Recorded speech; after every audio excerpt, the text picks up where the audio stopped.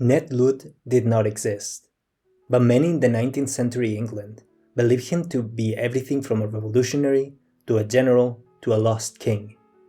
Disgruntled workers would gather in candlelit pubs after an exhausting day at the factories, pint in hand and with the stench of coal in their face and fingers. These men would tell the tales of the spirit of vengeance, the phantasm monarch that was Ned Ludd. His legend was known by many, but they still listened, many quietly terrified by the news from London about the impact that the new machines had had on the workers there.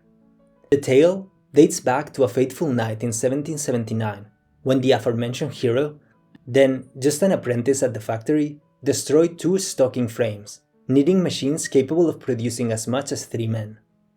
He had just been let go, made redundant by a piece of metal, and that night he had his revenge. The terrified listeners ogled at the man who led the tale, holding their glasses tight and pressing their fists even tighter. Ned Ludd had started a revolution, a popular revolt against the rule of capitalists that did not care about the workers they employed.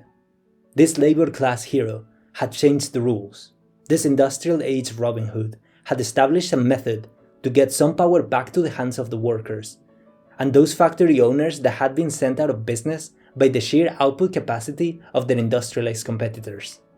These men swore an oath. They would become the incarnated revolution Ludd dreamed of, that would bring the pre-industrial bargaining power of workers and factory owners who opposed the winds of change, that spoke of nothing but mechanical abominations and homeless families in the streets. They became the Luddites, a radical faction which destroyed textile machinery across much of the English industrialized core. Their protest was not mindless, but targeted on manufacturers who used machines in what they called a fraudulent and deceitful manner to avoid the standard labor practices. Luddites feared that their human capital would be left in the bin of history, and all their years spent learning the skills of their craft would go to waste, as machines would replace each one of them in the industry of textile manufacturing. It is hard nowadays to argue either in favor or against the Luddites. Struggling against the push of technology and its impact on many industries seems as futile as pretending to change the course of history by breaking a few sewing machines. But on the other hand, if the industry in which we operate got so shaken by a technological revolution that it left us essentially outclassed, if my rationality towards the issue would prevail. Thank you for watching Rebel Economics. Our video today is precisely about this issue, automation, and its impact on many modern industries. Are the fears justified? Is the evolution of technologies like quantum computing, robotics, and artificial intelligence such a threat to the status quo? All of these questions will be answered today. But first, if you like our content, we have tons more videos about technology, economics, and business in this channel, so consider subscribing. It really means the world to us. Now, the first thing that needs to be said is that the Luddites were not entirely wrong. For much of the 19th century, the workers at the factories that used to perform the work, then taken over by new machines that were the product of the Industrial Revolution, did suffer tremendously. Unemployment rose dramatically in the short and middle runs as the impact of a tremendous wave of automation and technology swept over an industry largely filled with unspecialized workers that could not offer much value beyond the power of their muscles and the dexterity of their hands, both attributes that the machines could outmatch humans at. This impact did realize the nightmares of Ned Ludd, at least partially. The newly industrialized factories drove many in the workforce out of the market, and unemployment steadily rose for a long period afterwards. Poverty and homelessness were rampant for a decade after the mainstream introduction of the advanced machinery. Many economists have argued about this paradox of progress, whereby capitalist societies, in their profit-seeking default behavior, strive to reduce production costs via innovation and technology, and thereby cause previously valuable skills to not be able to compete. This in turn leads to higher unemployment and the consequent reduction in consumption that characterizes such periods of weak labor market performance. In many ways, the reduced production costs drive both a fall in prices, since companies can now lower their costs further without incurring in losses becoming more competitive, and a fall in consumption, caused by the high unemployment or lower wages being paid. This paradox, therefore, seems to indicate that technological innovation, therefore, only leads towards the precipice of economic catastrophe, whereby both supply and demand suffer and the economy in aggregate falls. But this is only true in the very short and medium term. Modern capitalist models account for the impact of innovation and technology in their models, and argue that, while the impact of the large wave of technological innovation does in fact cause an increase in unemployment in the short run, in the long run, the market will redistribute the benefits and allow the players in it to find new positions, generating an absolute win in efficiency, productivity, and consumption. The way that the economists believe this will take place is that once the industry has had time to process the early impact of innovation, whereby the value of the human capital of manual workers, creators, new economic opportunities will be uncovered.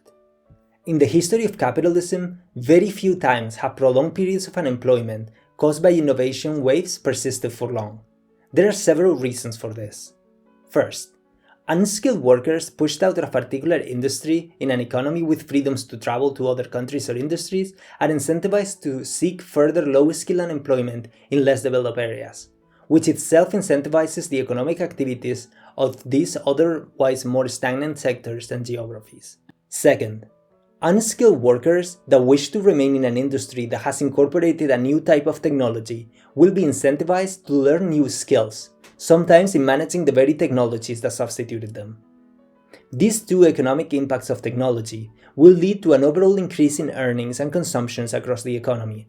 Relocated low-skilled workers will be able to revitalize and activate economic sectors that would otherwise remain dormant, and upskilled workers would enhance their earnings, product of their increased productivity caused by the direct access to the machines that enable faster production. This is how the standard capitalist understanding of this issue says it works. Of course, this is not always the case, and some fundamental problems do emerge as that pesky thing called reality penetrates these models. Firstly, not every economy is so dynamic as to allow unskilled workers to relocate to less productive and industrialized areas of the world.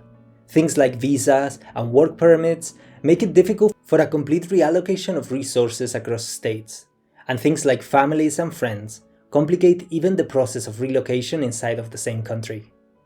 Secondly, when it comes to upskilling, there are many issues.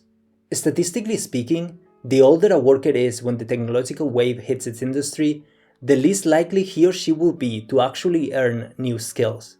This is also perfectly reasonable, since a young person affected by this wave would have more years to profit from the newly acquired skills, whereas an older worker will definitely have less.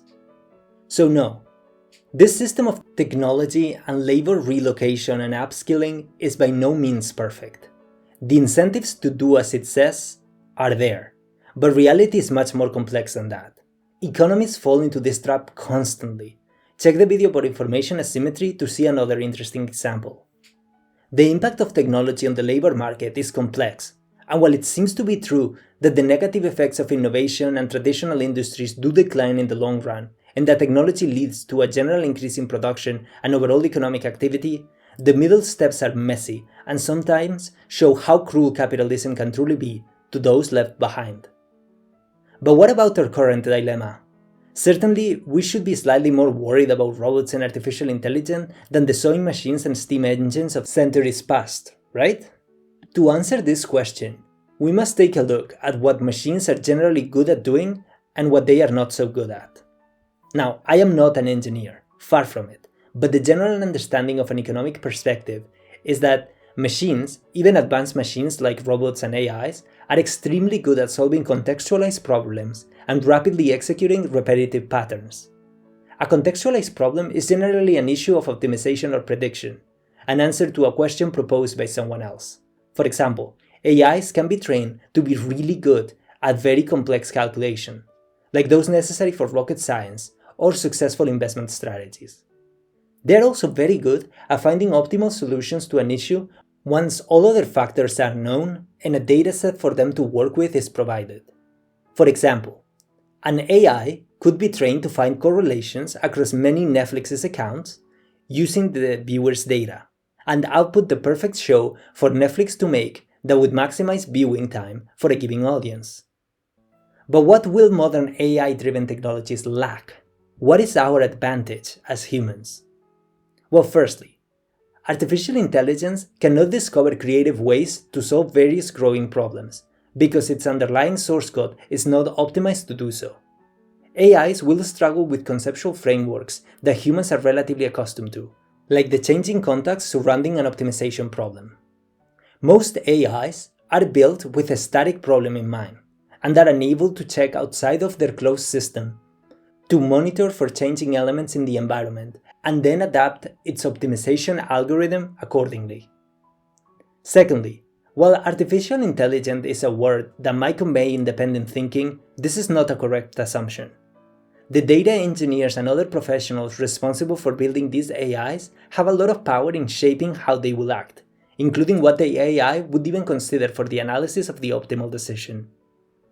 AIs are in many ways answering machines, while humans will, at least for a few decades more, still be the only beings in the world capable of complex questioning.